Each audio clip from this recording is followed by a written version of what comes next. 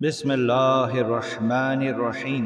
প্রিয় দিনী ভাই ও বোনেরা, আসসালামু আলাইকুম। আজকে আপনাদের জন্যে আমার নিজস্ব মামুলাতের মধ্যে থাকা একটি সুন্দর দোয়া নিয়ে আলোচনা করব। কিছুদিন পূর্বে কমেন্টে আমাকে এক ভাই জিজ্ঞেস করেছিলেন, এমন কি কোনো আমল আছে যা করলে মানুষ যা খেতে মন চায় তা আল্লাহর তরফ থেকে সে খেতে পায়? তো আমার অভিজ্ঞতায় থাকা একটি আমল, যা আমি আমার চ্যানেলেও দিয়েছিলাম, সেটির লিংক ওনাকে দিই। তো আজকে আপনাদেরকে মূলত রিজিকের এমন একটি আমল বলবো যা কিনা আমি নিজেও করি, এবং এটি একটি খুব সুন্দর দোয়া। আর এটি যারা করেন তাদেরকে আল্লাহ পাক অনেক সুন্দর সুন্দর খাবার তাদের দস্তরখানে চলে আসে আল্লাহর তরফ থেকে, এবং তিনি অনেক ভালো ভালো খাবার খেতেও পারেন এবং মানুষকেও দিতে পারেন।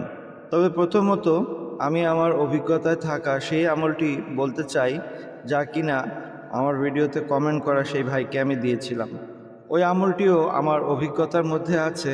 আমি পরীক্ষা করার জন্য সেই আমলটি করেছিলাম যে আসলে আমলটি কতটা কার্যকরী। আমলটির কার্যকারিতা দেখে আমি ভয়তে আমলটি বন্ধ করে দিয়েছিলাম। আর সেই আমলটি ছিল সূরা কুরাইশের আমল। প্রত্যেক খাবারের পর, হাত ধোয়ার পর, হাত শুকানোর পূর্বে, অর্থাৎ আপনি খাবার খাওয়ার পর হাত যখন ধুবেন, সেই হাত শুকনা হওয়ার পূর্বেই আপনাকে পূর্বে পরে একবার দুরূদ শরীফ এবং প্রতিবার বিসমিল্লাহির রহমানির রহিম সহ 7 বার সূরা কুরাইশ পড়তে হবে।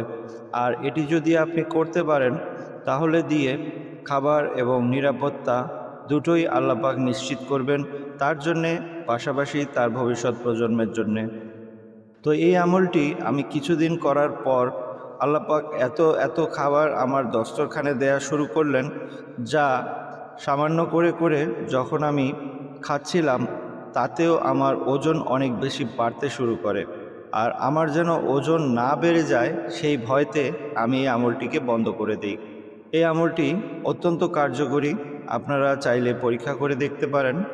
রিজিকের জন্যে এই ছোট্ট আমলটি যদি কেউ করে নিতে পারে, প্রত্যেক খাবারের পরে মাত্র 7 বার যদি এই আল্লাহ পাকের মোবারক কালামটি পড়ে নিতে পারে, তাহলে তার রিজিকের জন্যে আর কোনো আমল না করলেও চলে।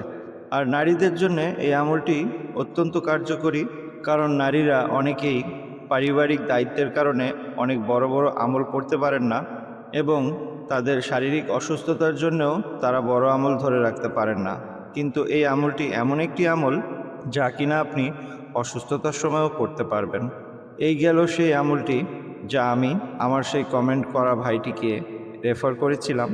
বাট আজকে আমি আমার আরেকটি আমলের কথা আপনাদের সাথে শেয়ার করব, যা করলেও ঠিক একই রকম ফায়দা পাওয়া যায়। কালামুল্লাহ শরীফের সূরা নাম্বার 5, সূরা মাইদার 114 নম্বর আয়াতে একটি দোয়া আছে। ঈসা আলাইহিস সালামের এই দোয়াটির আরও কিছু আমল আমার চ্যানেলে আছে। আমার এক পীর ভাইও এই আমলটি করেছিলেন। যদিও তিনি অনেক বড় ধনকুবের, তার টাকা পয়সার কোনো অভাব নেই, তারপরেও তিনি শখে শখে এই দোয়াটি প্রত্যেক নামাজের পর 11 বার পড়তেন। আর কিছুদিন পর তিনি একটি আশ্চর্যজনক মন্তব্য করেন। তিনি বলেন যে কিভাবে যে আমার ব্যাংকে কোটি টাকা হয়ে যায়, আমি আসলে নিজেও তার টের পাই না। অর্থাৎ তার বিজনেসটাকে তিনি এমনভাবে দাঁড় করিয়েছেন, সমস্ত কিছু এমন সিস্টেমেটিক, যে আসলে ওনাকে কিছুই করতে হয় না, এবং তার বিজনেস থেকে যে প্রফিট হয় তার মাধ্যমে তার ব্যাংকে যে কোটি টাকা জমা হয়ে যায়, আর তা কীভাবে হয়ে যায় সে নিজেও তা টের পায় না। তো যাই হোক, এই আমলটি অনেক ফায়দা আছে, এটা বলে শেষ করা যাবে না। তবে আমি যেই দোয়াটি কথা বলছি, এই দোয়াটির মাধ্যমে ছোট্ট একটি আমল যা আমি করি সেটা আপনাদেরকে বলবো।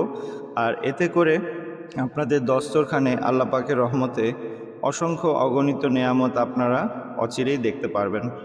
সেটা হতে পারে কেউ পাঠাতে পারে, সেটা হতে পারে কেউ আপনাকে দাওয়াত করতে পারে, সেটা যে কোনো মাধ্যমে আপনার দস্তরখানে অবশ্যই আসবে ভালো থেকে ভালো ভালো খাবার।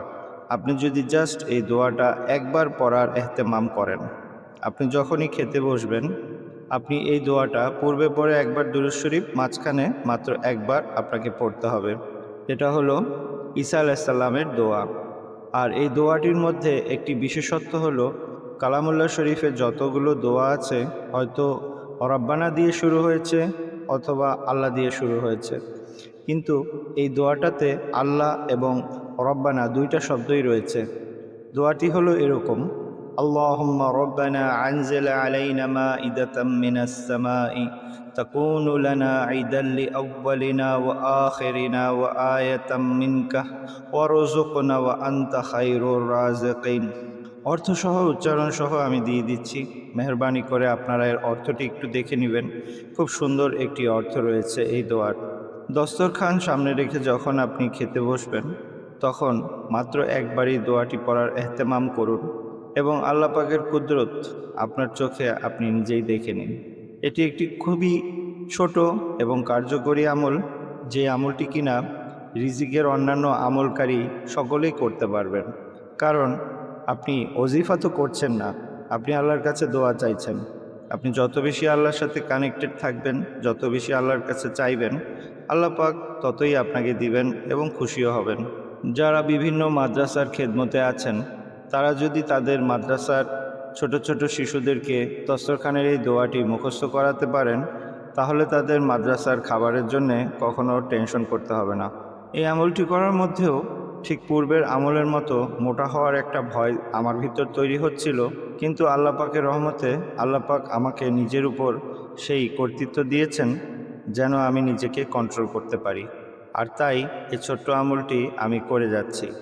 এর ফায়দা আমি বলে শেষ করতে পারবো না, আমি শুধু এতটুকুই বলবো, দিনক্ষণ না দেখে আসুন আজকে থেকেই এই দোয়াটির এহতেমাম করি এবং আল্লাহ পাকের রহমত নিজের চোখে দেখি নেই। আমার জন্য দোয়ার দরখাস্ত। আসসালামু আলাইকুম ওয়া রাহমাতুল্লাহি ওয়া বারাকাতুহু।